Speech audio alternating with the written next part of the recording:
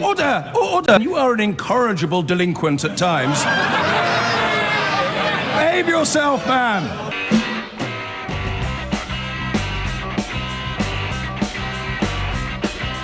I've been going out with a girl, her name is Julie, but last night she said to me when we were one. James is in Kingston. James, what have you got? Yeah, good morning, James. Hello, James. James, I just wondered. Some of my neighbours now are calling me racist, and I just wondered whether you actually would think that I was a racist. I don't know you, James. Oh, I know. I just want to tell you something. I mean, you run your show on facts, James, and the facts are that all the way through the Leave and the Remain campaign, you actually said that you didn't know what you was voting. And now you're actually having a go at people who may have been confused and just signed the leave vote. That's a good point. I wonder how you can do that. I mean, I really do think that. No, let me clarify, James. What I said in the run-up was that my vote wasn't decided until quite close to the wire. And the thing that worried me, and oddly, Dominic Cummings, who ran the Leave campaign, has come out and said he thinks they'd have won by a lot more if it wasn't for Farage and the sort of racist angle. What worried me was that I might vote to Remain because I found so many people on the Leave side repellent. But then I've met quite a lot of people on the Leave side who aren't repellent, including my child's godfather. So, I mean, there was perhaps a slightly more nuanced attitude than you allow. And that line about every xenophobe and racist in the country voted to leave is true. But I have tied myself in knots and I have bent over backwards and I've done all those other things that one does to prove something, that I do not believe that everybody who voted to leave was xenophobic or racist. I do believe that everybody who voted to leave has damaged their own financial situation, you included.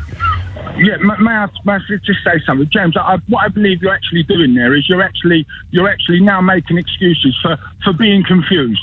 The same as the rest of us, the same as a lot of us was. We was confused. Oh, and when I'm confused, I go to experts. When I'm ill, I go to the doctor. When I'm economically confused, I listen to the Governor of the Bank of England. Why didn't you? But James, you also say on your programme very regularly that it's best to leave it to the people, not the experts. Yes, because we're having a conversation, James. A conversation involves lots of different views. The reason why you don't have experts on when you're discussing something like the economy is that they all agree. No, James, if you don't mind me saying, you're very, very clever with words and you're very clever at changing situations to suit yourself. And I really do believe that Martin Clunes was so right about you. And also Frank Lampard as well, that you are actually an idiot, James, and you're sitting there on your throne day after day, yes, and all you're doing is having a go at people. No, James, no, James. It feels like that to you, but it's you punched yourself in the face, mate. I've never touched you. Anyway, you wanted me to comment on whether or not your neighbours were right when they called you a racist. Right, yes, okay, you carry on, and that's why you rang in, isn't it? It is, yes. Yes.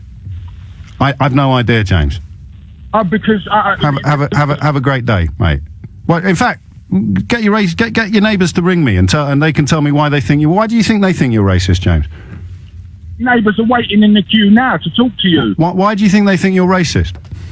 Because I voted Brexit. No, you're lying now.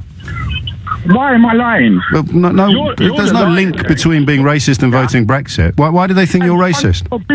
James, one of your biggest things what you talk about is racism, isn't it? And you're the friend, you're the main person against racism. Am I right, James? No, mate. No, but can I just tell you something then, very quickly? No, mate, because you've rung in under false pretences. You lied to me in Paris, James. You lied to me. Well, you've lied to me now. You've used a false name. Yes, I have. I know who you are. I know who you are. You lied to me. Oh, yes, come here, James. Come here. I don't know what your real name is, and I remember when we met. I remember when we met in Paris, and I remember how humiliated and embarrassed your poor wife looked when you marched up to me and started trying to pick a fight. But you are the man who phoned Nigel Farage, aren't you, and told him that he had to have a debate with me on the radio. My wife that was you, James. I cannot ever. I will never be able to thank you enough. You know that, don't you? I present Newsnight now, thanks to you, James. Is there any way... Can I send you a bunch of flowers or something? I've got my own show on ITV. I've got columns in the Mirror. I've got a book deal. And it all started with you, James. Can you give me the address? It's me, David Dimbleby. James, mate. I'm a liar. You're a liar, James O'Brien. Your poor wife. You lied to my face. Your poor wife. My poor wife was only stopping me from throwing you in the water, James. Because she knows you're a violent, racist liar, mate, and it took me 5 minutes to prove it. Threatening violence. I was with my children. And your wife had to stop you. I was with my children. Cheering. Yeah. I know, and that's the only reason you never went in the water. No, you just told us the reason, James. The reason was A, you couldn't even begin to have achieved that physically, and B, your wife stopped you. You pathetic little prune. And that's where it all started, that fella, James. I don't know what his real name is in Kingston. That's where it all began. That's the curious turn that my career has taken over the last couple of years. All down to him phoning up LBC on someone else's show and saying, Mr. Farage, you've got to challenge James O'Brien. So he did.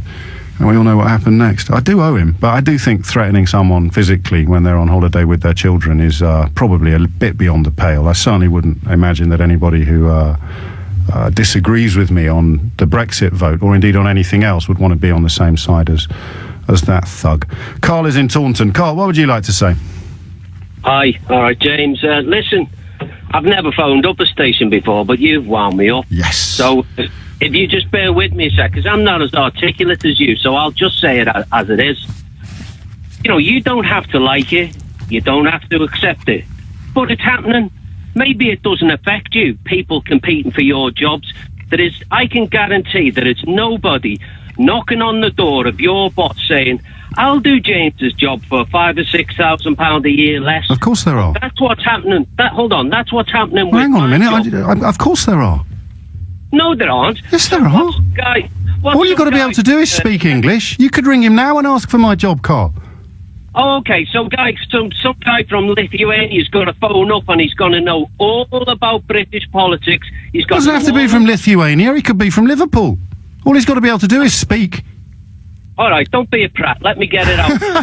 So what happened is... No, mate, if you're going to say something, first of all, I'm not going to insult you, but you just... No. You can't come on the radio and tell lies. All you do is talk over people and just give me a second, because this is difficult for me to get. Well, don't tell another lie, all right?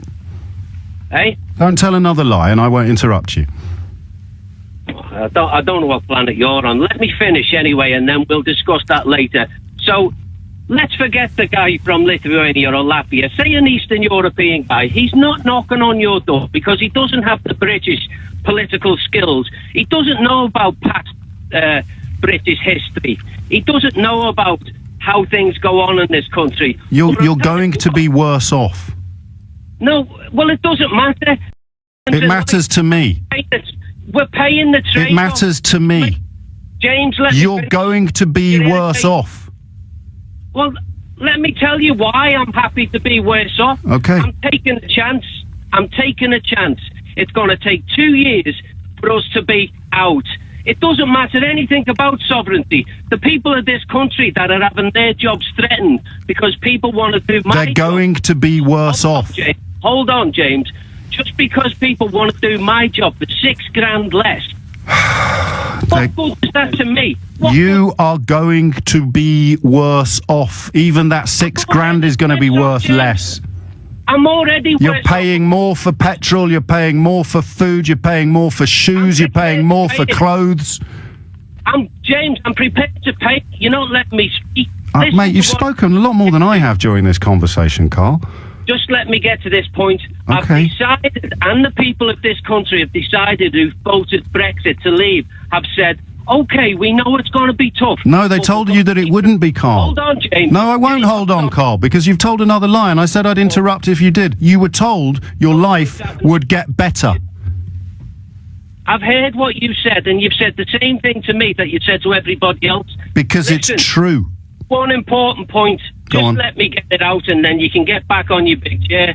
Listen, the people of this country have said, those that voted leave, they know it's going to be tough, but they're prepared to pay the trade-off.